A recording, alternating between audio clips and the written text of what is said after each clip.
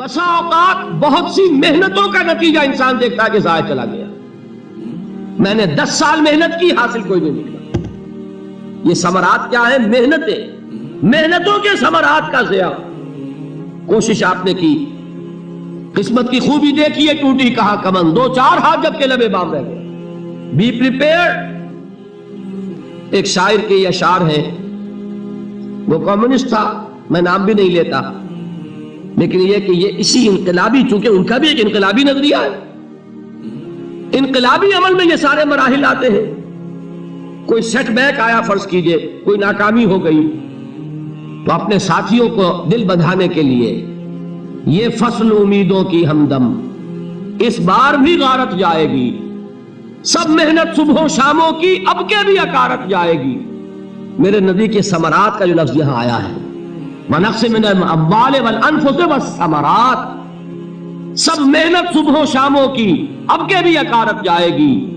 دھرتی کے کونوں کھدروں میں پھر اپنے لہو کی کھاد بھرو، پھر مٹی سینچو اشکوں سے، پھر اگلی رت کی فکر کرو، پھر اگلی رت کی فکر کرو، جب پھر ایک بار اجڑنا ہے۔ ایک فصل پکی تو بھر پایا، تب تک تو یہی کچھ کرنا ہے۔ ایک مقصد ہے سامنے، انقلاب برپا کرنا ہے۔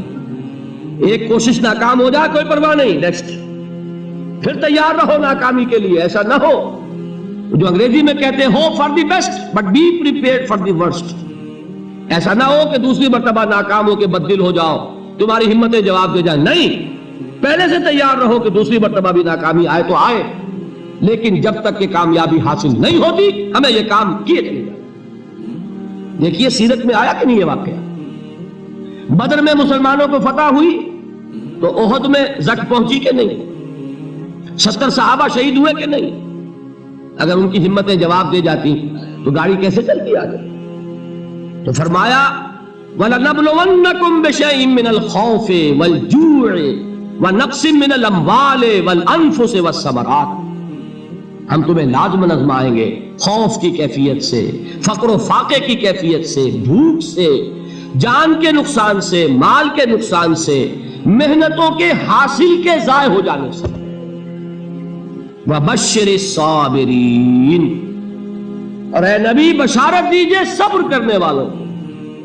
الَّذِينَ إِذَا أَصَابَتْهُمْ مُصِيبَةٌ، وہ کہ جب ان پر کوئی تکلیف آئے، کوئی مصیبت آئے، کوئی آزمائش آئے، قالوا انا للہ وانا الیہ راجعون، وہ یہ کہیں کہ ہم اللہ ہی کے ہیں، اللہ ہی کی طرف لوٹ جانا ہے۔ یہ وہی انداز ہے جو میں نے فارسی کا شعر سنایا تھا آپ کو کہ سرے تسلیم خم ہے جو مزاج یار میں آئے۔ وہ ہمارا مولا ہے، ہمارا آقا ہے، اگر اسے یہی منظور ہے تو ہمیں بھی یہی منظور ہے۔ میں نے تسلیم و رضا کی بات کی تھی نا، آپ کو کچھ شعر سنائے تھے، ایک شعر اور سنیے، اور یہ کس کا ہے؟ محمد علی جوہر کا۔ ایک مرتبہ جیل گئے، ان کی ایک بیٹی جوان بیمار ہوئی، فوت ہو گئی، باہر چھوڑا انگریز نے، جاؤ بھائی دفن کر دو بیٹی کو۔ دوسری مرتبہ جیل گئے، دوسری جوان بیٹی اسی مرض میں مبتلا ہوئی۔ اب یہ جیل میں ہے، خبر پہنچی کہ دوسری بیٹی کے اوپر بھی اسی مرض کا حملہ ہوا ہے۔ ایک نظم لکھی ہے جس کا آخری شعر یہ ہے، تیری صحت ہمیں منظور ہے لیکن اس کو نہیں منظور تو پھر ہم کو بھی منظور نہیں۔ یہ ہے، جب تک یہ کیفیت نہ ہو اس میدان میں آدمی ثابت قدم نہیں رہ سکتا کہ میرے رب کو اگر یہ منظور ہے تو یہی مجھے منظور ہے، اور تیری صحت ہمیں چاہیے تو ضرور، لیکن ہمارے رب کو منظور نہیں تو ہمیں بھی منظور۔ راضی برضائے رب۔ وَبَشِّرِ الصَّابِرِينَ الَّذِينَ إِذَا أَصَابَتْهُمْ مُصِيبَةٌ قالوا انا للہ وانا الیہ راجعون۔ نہ شود نصیب دشمن کے شود ہلاک تیغت، سر دوستہ سلامت کے تو خنجر آزمائی۔ اولئک علیہم صلوات من ربہم ورحمہ، یہی ہے وہ لوگ جن پر ان کے رب کی طرف سے عنایتیں ہیں اور رحمتیں ہیں۔ واولئک ھم المہتدون، اور یہی ہے وہ لوگ جو کامیاب ہونے والے ہیں، ہدایت پانے والے، ہدایت یافتہ۔ اسی سورہ بقرہ میں ذرا آگے چل کر، یہ تو ہے 20واں رکوع، 19واں رکوع، 21ویں رکوع کی پہلی آیت ہے، لیس البر ان تولوا وجوہکم قبل المشرق والمغرب ولكن البر من آمن بالله واليوم الآخر والملائكة والكتاب والنبيين وآتى المال على حبه ذوي القربى واليتامى والمساكين وابن السبيل والسائلين وفي الرقاب وأقام الصلاة وآتى الزكاة والموفون بعهدهم إذا عاهدوا والصابرين في البأساء والضراء وحين البأس. اب یہ آیت جو ہے سورۃ العصر میں جو مضامین آئے تھے سارے اس میں موجود ہیں. وہاں ایمان کا لفظ آیا, یہاں 5 ایمانیات کی تفصیل آ گئی, اعمال کی تفصیل آئی, اور آخری بات وہاں کیا ہے وتواصوا بالصبر, اور یہاں کیا ہے والصابرین فی البأساء والضراء وحین البأس. اور صبر کرنے والے, اصل نیکی ان کی ہے جو صبر کرے. کس میں؟ جنگ کے وقت. ضرائے, بأسائے, بأسا کہتے ہیں فقر اور فاقہ. واحد آئے گا باس تو اس کے معنی جنگ, اور بأسا جمع میں آئے گا تو فاقہ, فقر, بھوک. اور ذرائے جسمانی تکلیف, ضرر, جسمانی تکلیفوں میں صبر کرنے والے, فقر اور فاقے میں صبر کرنے والے, اور جنگ کے وقت صبر کرنے والے. اولئک الذین صدقوا واولئک هم المتقون. یہ ہیں وہ لوگ جو صبر کرنے والے ہیں, یہ ہیں جو سچے ہیں, جو اپنے دعوے میں نیکی کے اور ایمان کے صادق ہیں, اور یہی وہ لوگ ہیں جو متقی. اگلی سورت ہے سورہ آل عمران, اس میں 2 لفظ آئے ہیں آخری آیت, یا ایھا الذین آمنوا اصبروا وصابروا ورابطوا واتقوا اللہ لعلکم تفلحون. دیکھیے یہاں صبر اور صابر جو تعلق جہد اور جہاد کا ہے وہی ہے صبر اور مصابرت. صبر ایک طرفہ عمل ہے, آپ جھیل رہے ہیں, برداشت کر رہے ہیں. صبر علی المعصیہ, صبر علی الطاعہ, صبر علی الابتلاء, یہ سب کیا ہے صبر. اور مصابرت کیا ہے صبر کا صبر سے مقابلہ. یہ سورہ آل عمران اب وقت نہیں ہے, میں آپ کو سناتا اللہ تعالیٰ نے کیسے کیسے مسلمانوں سے کہا, مسلمانوں تمہیں زک پہنچی ہے تو انہیں بھی تو پہنچی تھی. ان کے 70 نہیں مارے گئے تھے بدر میں, ان کے حوصلے جو ہیں وہ تو پست نہیں ہوئے, وہ اگلے سال آ گئے تم پر چڑھائی کر کے. تم کیوں اتنا برا مان رہے ہو, تمہارے دل اتنے زخمی کیوں ہو گئے؟ تمہیں تکلیف پہنچتی ہے تو انہیں بھی پہنچتی ہے. اپنی غیرت جو ہے ہمیں ذرا اس کا جائزہ لینا چاہیے.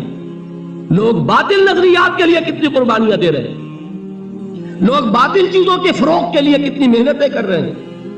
جیسا کہ میں نے ابھی کہا تھا اسی غیرت کو چیلنج کرنے کے لیے, ذرا آپ کی حمیت دینی کو جوش دلانے کے لیے, قادیانی نوجوان کتنی تعداد میں اپنے آپ کو دین کے لیے وقف کرتا ہے, اور آپ کتنے نوجوان ہیں جو اپنے آپ کو دین کے لیے وقف کرتے ہیں,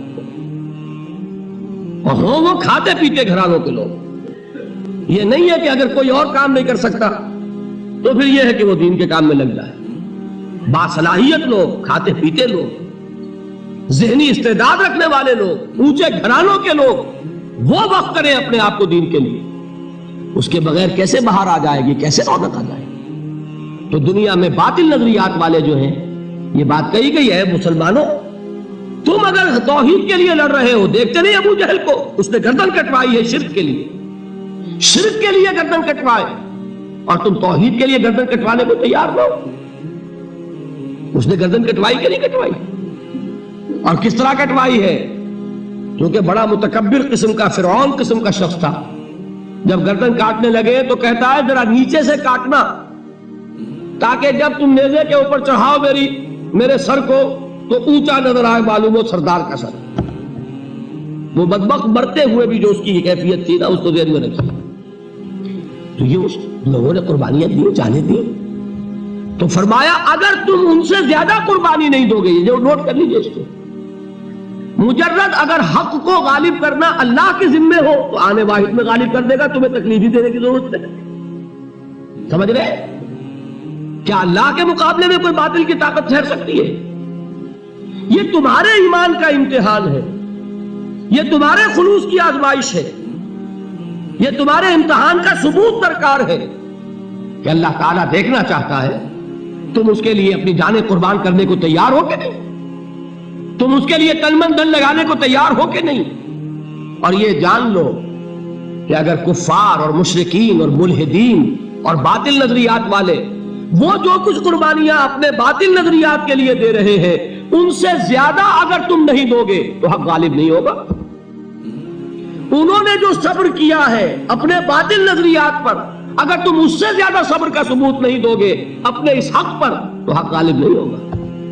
اس لیے فرمایا یا ایھا الذین آمنوا اصبروا وصابروا، نہ صرف یہ کہ صبر کرو بلکہ صبر میں اپنے دشمنوں سے آگے نکلو، ان کے صبر سے بڑھ کر صبر کرو.